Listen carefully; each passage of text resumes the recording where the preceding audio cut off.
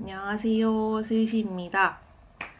오늘은 제가 읽고 있는 책 토지에 관한 이야기를 해보려고 해요. 저는 토지를 7월에 읽기 시작해서 지금 9권을 읽고 있는데요. 어떻게 8권까지 읽을 수 있었나에 관한 얘기가 될 수 있고, 또 조금 더 넓게 말하자면 어떻게 책을 꾸준히 읽을 수 있나 라는 질문으로도 바꿔볼 수 있지 않을까 싶어요. 모든 질문이 그렇듯이 정답은 없고요. 저는 저의 경험을 토대로 얘기해 보려고 합니다. 제가 한국에 있을 때 늦게 일어나고 늦게 자는 게 습관이 돼서 호주로 돌아왔을 때 다시 기상 시간도 조금 앞당기고, 그리고 아침에 책 읽는 습관도 다시 들이려고 했거든요. 원래는 새벽 독서라는 이름으로 5시, 6시 이 정도의 책을 읽는 게 습관이었는데 그게 다 없어졌어요. 그리고 지금 당장 5시에 일어나는 건 좀 무리 같다는 생각이 들어서 새벽 독서를 못하면 아침 독서라도 하자라는 생각으로 이제 6시에서 7시 사이에 일어나서 책을 조금씩 읽으려고 했거든요. 그때 우연히 집어든 책이 이 토지였어요. 토지를 빌려오면서 나는 올해 2023년에 토지를 완독해야겠다 라는 생각으로 읽기를 시작하지 않았어요. 유명한 소설인데 안 읽어봤으니까 어떤지 궁금하다. 한번 시도해보자. 이 정도의 마음가짐이었고, 먼 미래의 나를 위한 거대한 목표를 세워도 사실 매일 하는 일은 작고 사소한 일이잖아요. 목표를 크게 세워놓으면 도달하기 어렵다는 생각 때문에 오히려 시작조차 못하게 되는 그런 경우도 있는 것 같아서 저는 일단 끝까지 읽어보겠다라는 결심을 하지 않고 그냥 읽어보자 라는 마음으로 시작했습니다. 저도 제가 이 책 1권을 빌려올 때 제가 8권, 9권까지 읽고 있을 줄은 그때는 상상도 못했거든요. 그리고 재미없어도 1권, 4권까지만 읽어보자 라고 생각했지만 이건 정말 쓸데없는 생각이었어요. 너무너무 재밌는 책이에요. 어떻게 8권까지 읽었느냐, 어떻게 9권까지 읽었느냐 물어보면 정말 대답은 단순해요. 꾸준히 읽었기 때문에. 완전 매일 읽었다고는 말 못하지만 거의 매일 읽고 독서 노트를 아주 조금씩 썼어요. 지나간 다음에 보면 어떻게 3개월 동안 거의 매일 읽고 쓰지? 나는 못할 것 같은데 라고 생각할 수도 있지만 저도 제가 3개월 동안 이렇게 꾸준히 표지를 붙잡고 있을 거라고 상상하지 않았어요. 그냥 당장 오늘의 목표 30분 읽는다. 오늘 2챕터 읽는다. 이런 식으로 생각했을 뿐이에요. 토지라는 21권짜리 실제로 도서관에 가서 보면은 엄두가 안 날 수도 있어요. 그럴 때는 그냥 먼 미래 보지 말고 당장 오늘 읽을 부분만 생각하면서 소화하는 것도 한 방법이지 않을까 싶어요. 그리고 저는 빨리 읽는 것, 많이 읽는 것을 목표로 삼지도 않았어요. 그래서 매일 읽으면 좋겠다고 생각했지만 가끔은 못 읽고 그냥 건너뛰는 날도 있었고, 그렇다고 해서 맨날 읽기 실패했네, 난 안 되나 보다, 그냥 하지 말자 라고 생각하지도 않았고, 그냥 놓치면 놓치는 대로 그 다음날에 마저 읽으면서 이 습관을 지속하려고 했어요. 큰 생각 없이 계속하는 것, 되게 단순하지만 확실한 방법이지 않을까요? 또 제가 조금씩 매일 나에게 좋은 일을 하겠다는 마음으로 점의 프로젝트라는 이름을 지어서 책을 읽고 있고, 또 요새는 단톡방을 만들어서 여러 명이 같이 매일 하고 싶은 일을 정한 다음에 조금씩 그 일을 실천하는 그런 프로젝트를 계속 이어하고 있거든요. 저는 중요한 게 조금씩 매일 하는 것이라고 생각해요. 저는 하루 30분 토지를 읽었고 30분이 점점 쌓이고 쌓여서 3개월치가 되니까 이렇게 8권을 읽을 수 있는 시간으로 불어난 거죠. 작게 시작해서 꾸준히 계속 읽으면 또 탄력이 붙는다고 해야 될까요? 소설의 재미도 있고 내 습관도 어느 정도 자리가 잡혀서 계속 읽는 게 처음만큼 어려워지지 않더라고요. 잘해볼 생각 없이 그냥 일단 시도하는 게 중요하다는 그런 생각이 듭니다. 그리고 독서 습관을 들이고 싶을 땐 일부러 시간을 내는 게 중요한 것 같아요. 제 생각에는. 모든 습관이 다 그렇지만 할 거 다 하고 남는 시간에 해야지 하면 안 되는 거 아시죠? 인스타 볼 시간 있어도 책 읽을 시간은 없는 거. 저도 그렇거든요. 저도 이렇게 뭐 하고 남을 때 뭐 책 읽어야지 하면 잘 안 되고 그 시간에 맨날 유튜브 보고 있고 인스타 보고 있고 이러거든요. 그래서 꼭 이 시간에는 책을 읽겠다 하는 그런 시간을 만들어줘야지 책을 읽게 되더라고요. 예를 들어서 출퇴근길, 버스에 앉아서 지하철에서 읽을 수도 있고요. 저는 아침에 일어나서 세수하고 책을 읽는 편이에요. 시간을 내려고 하면 낼 수 있는, 내가 뭔가 좀 쓸모없는데 버리고 있던 시간들을 활용해서 책을 읽는 게 좋지 않나? 네, 저는 그렇게 생각을 했고, 저는 아침 기상 시간이 좀 규칙적인 편이라서 아침에 읽기로 결심했습니다. 그리고 아침에 읽을 때 조금 더 집중이 잘 되는 것도 있고, 아침에 책을 읽고 나면 뿌듯해져서 하루를 조금 더 열심히 살아가는 힘이 되더라고요, 아침 독서가. 책 읽기 좋은 시간은 각자 다 다르니까 여러분들은 여러분들에게 맞는 시간대를 골라서 책 읽기를 시작하는 걸 추천드립니다. 그리고 저는 책을 읽는 30분 동안은 휴대폰을 만지지 않는 걸 규칙으로 세웠어요. 토지가 사실 휴대폰이 필요한 책이라는 생각이 든 적도 있어요. 소설의 시대 배경이 아무래도 조금 낯설다 보니까 모르는 말이 좀 많이 나오거든요. 그래서 이거 무슨 단어지? 라고 찾아보고 싶을 때도 있는데 그거를 찾는다고 휴대폰을 꺼내면 자꾸 다른 걸 하게 되더라고요. 그래서 그냥 모르고 읽으면 읽었지 휴대폰은 안 보겠다.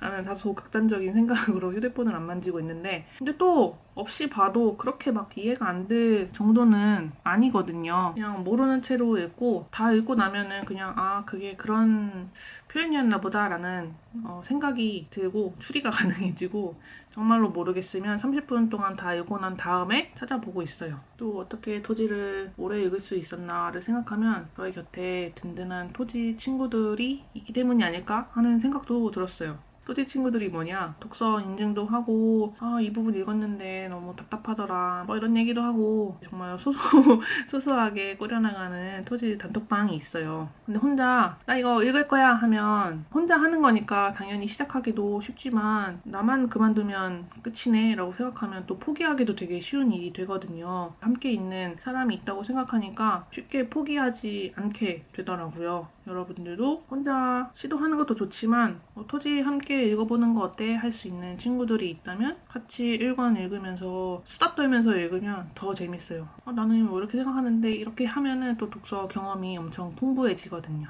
그래서 토지를 함께 읽을 수 있는 주변의 친구들을 모색하거나 독서 모임을 한번 찾아보는 것도 좋은 방법이지 않을까 싶습니다. 제가 이 토지 관련한 영상을 만들기 전에 유튜브랑 인스타그램에 토지 읽기와 관련해서 뭐 궁금한 점이 있으면 댓글 달아달라고 부탁드렸었는데 이런 질문이 있었어요. 토지의 많은 인물을 어떻게 다 기억하면서 읽느냐? 평소 독서 스타일이 어떻게 되느냐? 이 질문을 받고 생각해 봤는데 저도 사실 책 읽을 때 엄청 헤매면서 읽는 편이거든요. 특히 인물 이름을 너무 어려워해서 외우는 걸. 그럴 때 제가 도움을 많이 받는 도구가 있는데 바로 저의 독서 노트예요. 옆에 계속 있었던 독서 노트인데 저는 책을 읽을 때 노트를 항상 챙기는 편이고 자잘한 것이라도 좀 기록하면서 읽는 게 습관이거든요. 이거는 제가 토지를 읽으면서 썼던 독서 노트고 제가 지금 9권째 읽는 중이다 보니까 이 8권의 내용이 전부 다 들어가 있어서 안 읽은 분들에게는 스포처럼 보일 만한 부분이 있기도 하거든요. 따로 이렇게 안 보이게 감춰두지는 않을 생각이라서 그 부분은 감안해서 봐주시고 근데 워낙 유명한 소설이라서 스포할 게 있나 싶은 생각도 들고 저는 어느 정도 내용을 다 알고 읽기 시작했는데도 이거 알고 보니까 재미없네 하는 부분은 없었거든요. 오히려 이 부분이 이렇게 해서 이런 식으로 이어지는 거구나 라는 생각이 들어서 오히려 좀 읽는데 도움이 됐던 면도 있어서 스포에 너무 겁먹지 않으시길 바라며 아무튼 독서 노트를 보여드리겠습니다. 이게 제가 토지를 읽고 독서 노트 메모할 때 사용하는 노트인데요. 로디아 제품이고요. 화면은 거의 노란색처럼 나오는 것 같은데 실제로는 완전 쨍한 주황색이고 A5 사이즈고 내지는 모논입니다.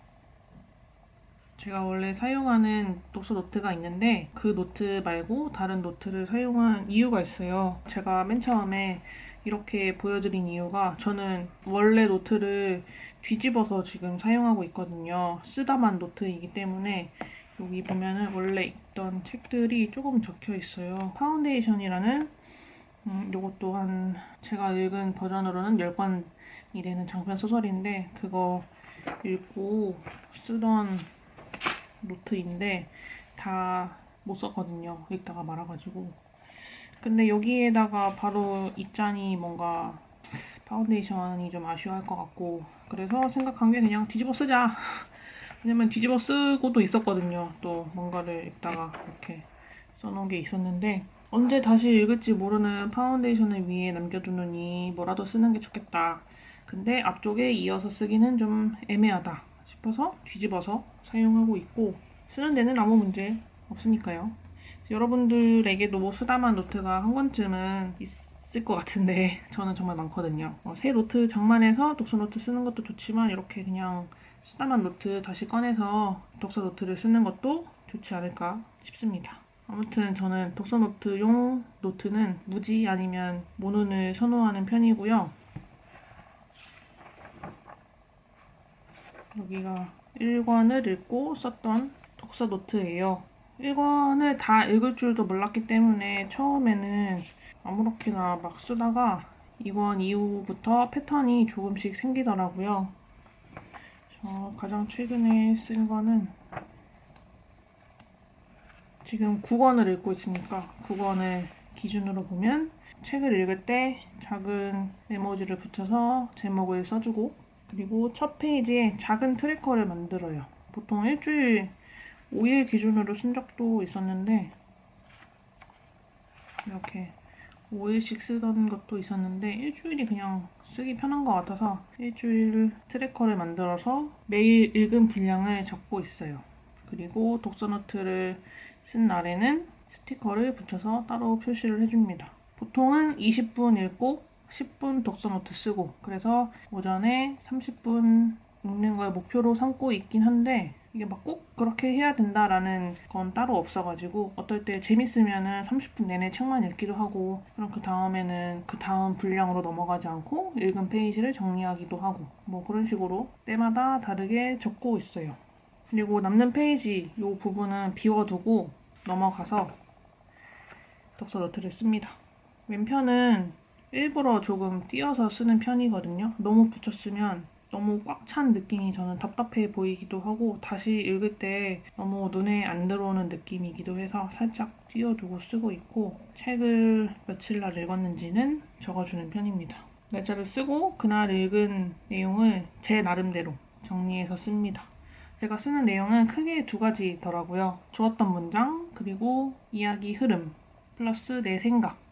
처음에는 모르는 인물들이 많아가지고 인물 위주로 많이 정리도 하고 여기 보면 관계도 같은 것도 그리고 했었는데 읽다 보니까 눈에 들어오는 이름들, 기억에 남는 이름들이 조금씩 생겨서 그 이후로는 그냥 문장이라던가 이야기 흐름, 어떤 일이 있었는지 뭐 그런 거 위주로 적게 되더라고요. 좋았던 문장을 옮겨 쓸 때는 책을 보면서 이렇게 책이 있으면 책을 펼쳐두고 이 문장이 좋았지 하고서 보고 적고 그리고 이야기의 내용이나 내 생각을 쓸 때는 일부러라도 책을 덮고 쓰는 편이에요. 그냥 옮겨 적는 것보다는 내 머릿속으로 나름대로 요약한 이야기를 손으로 적으면서 쓰는 게 기억에도 오래 남기 때문인데요.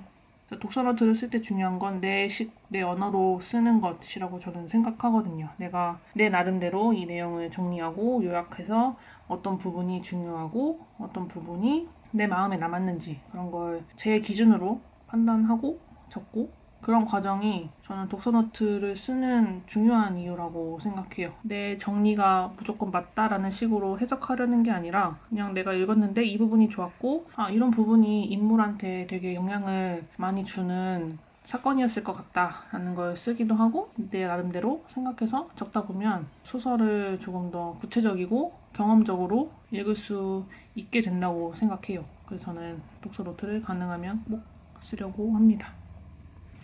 지금은 9권을 읽고 있기 때문에 이 트래커 만들어둔 아랫부분은 비워져 있는 상태인데 이전에 읽은 책들에는 다 트래커 아래에 적어둔 게 있거든요. 책을 다 읽고 난 다음에 한 권을 쭉 제가 쓴 거를 한 번씩 보면서 맞아 8권에서는 이런 일이 있었고 인물들이 이런 선택을 했구나 라는 거를 쭉 보고 그리고 제 나름대로 한 권을 정리해보는 거예요. 이번 내용에서 어떤 이야기가 좀 중요하게 나왔는지 그리고 인물에게 어떤 변화가 있었는지 8권에서는 2부가 끝나면서 되게 시간, 장소별 변화가 많이 생겼던 내용이 담겨 있는데 그런 것들도 적어보고 인물들의 심리가 어땠을지 그런 것도 제 나름대로 생각을 하면서 썼습니다. 그리고 7권을 다 읽고 나서도 이렇게 썼고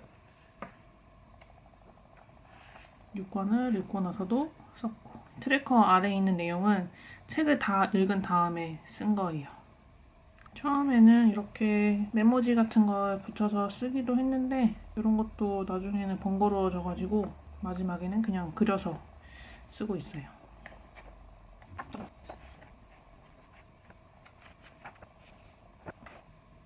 따로 적어둔 인물 관계도 뭐 그런 건데 쓸 때도 있고 안 쓸 때도 있어서 내용이 제대로 반영되어 있진 않아요. 하루하루 그때그때 읽은 페이지 조금씩만 읽고 쓸 때는 잘 보이지 않는, 그리고 놓치고 가는 이야기가 있을 수 있는데 한 권을 다 읽은 다음에 돌아보면은 읽는 동안에는 생각해 보지 못했던 부분이 많이 보이거든요. 그래서 저는 한 권을 조망하는 기분으로 적고 있는데 이렇게 적으면서 제 생각이 달라지는 걸 보는 것도 되게 재밌어요. 토지의 매력이 그거라고 생각해요. 대하소설이다 보니까 여러 사람의 생애가 이야기를 통해 나오거든요. 그러면 단편만 봤을 때는 이해할 수 없었던 사람들의 이야기를 오래 시간을 두고 따라갈 수 있다 보니까 그래, 저 사람에게도 포기할 수 없는 뭔가가 있었겠구나 하는 생각이 들게 되더라고요. 저 사람한테는 저게 정말 중요한 거고 내가 그거를 뭐 이해하고 말고 할 영역이 아니겠구나 하는 생각이 들어요. 자연스럽게. 그래서 옛날에 제가 아는 사람이랑 했던 얘기 중에 자기는 장편소설밖에 안 읽는다는 거예요. 그러면서 단편소설은 읽어도 읽은 것 같지 않다라는 얘기를 했었는데 뭐 이렇게 둘 다 좋아하긴 하지만 단편소설을 조금 더 많이 읽는 편이라서 그게 무슨 느낌이지? 라고 생각했었거든요. 그때는 그 말이 이해가 안 돼서. 근데 토지를 읽다 보니까 그 말이 이해가 되더라고요. 한 사람, 한 가정, 한 마을, 한 시대를 이렇게 긴 시간에 걸쳐서 따라가는 느낌. 그래서 정말 이 사람들이 살아있는 것 같은 느낌을 받는 게 장편 소설이 주는 매력이지 않을까? 이런 생각이 많이 들었어요. 토지를 읽은 사람을 붙잡아다가 가장 좋아하는 캐릭터가 뭡니까? 라고 물어보면 한쪽으로 쏠리는 캐릭터가 없을 것 같고 책을 어디까지 읽었냐, 그리고 책을 몇 번 읽었냐에 따라 그 감상도 달라지겠구나라는 생각이 들었어요. 저는 8권, 이제 9권째 읽고 있는데도 좋아하는 캐릭터가 한 두세 번은 바뀐 것 같아요. 2권까지 읽었을 때는 서희가 제일 좋았는데 4권까지 읽었을 때는 윤보라는 캐릭터가 가장 좋았어요. 보통 이제 토지를 말할 때 주인공은 이 최천판댁의 하나뿐인 딸인 서희라고 생각할 것 같아요. 1부에서 주된 배경은 경남 하동의 평사리라는 작은 마을이고 최천판댁은 이곳의 대지주이거든요. 이 평사리에 많은 사람들이 최천판댁의 땅에서 이제 농사를 지으면서 살아가는 사람들인데 그렇다 보니까 최천판댁의 주인이었던 뭐 윤씨 부인, 최치수, 서희 이런 사람으로 이야기가 돌아가긴 하지만 평사리에서 사는 사람들의 면면도 정말 비중 있게 다뤄지거든요. 그래서 맨 처음에 읽었을 때는 서희가 주인공인 줄 알고 서희가 어떻게 잘할까 그런 생각에 좀 몰입을 해서 읽었다면 점점 가면 갈수록 그 주변 사람들도 다 하나하나 보이기 시작하는 거예요. 그래서 4권까지 읽었을 때는 윤보라는 인물이 정말 좋아졌는데 윤보는 지금으로 치면은 약간 나는 자연인이다 나올 것 같은 느낌?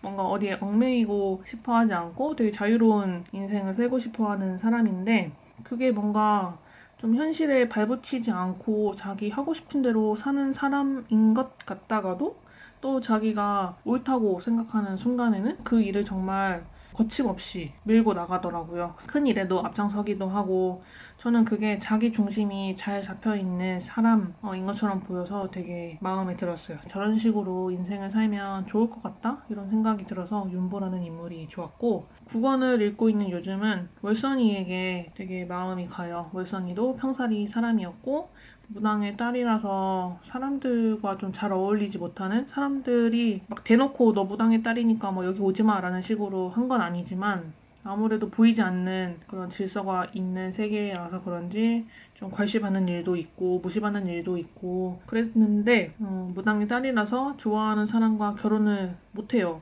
그런 것도 되게 안쓰러웠고 월선이는 너무 착하고 자기 안에 있는 말을 잘 안 하는 사람 같아요. 표현을 잘 안 하고 그건 어쩌면은 무당의 딸이라는 그 현실 속에서의 자기 처지를 잘 알고 있기 때문이기도 했을 거고 또 어떻게 보면은 결혼한 사람을 평생 좋아하고 결혼한 사람과 계속 엮이거든요. 이게 도덕적으로 지탄받을 일이기 때문에 그냥 죄 지은 사람이다 하고 자기의 흠결을 다 떠안을 생각이었던 건지는 모르겠지만 참 속내를 얘기하지 않고 정말 착하고 그랬던 사람인데 읽는 동안에는 되게 왜 이러는 거야. 자기 인생인데 그냥 하고 싶은 대로 하면서 살지 이렇게 생각하다가도 그래 어쩔 수 없는 사정이란 게 있는 거지. 본인 마음은 또 얼마나 편했겠어 라는 생각도 들고 이런 식으로 이렇게 마음이 계속 바뀌면서 하다 보니까 8권까지 다 읽었을 때는 월선이라는 사람에게 참 마음이 가더라고요.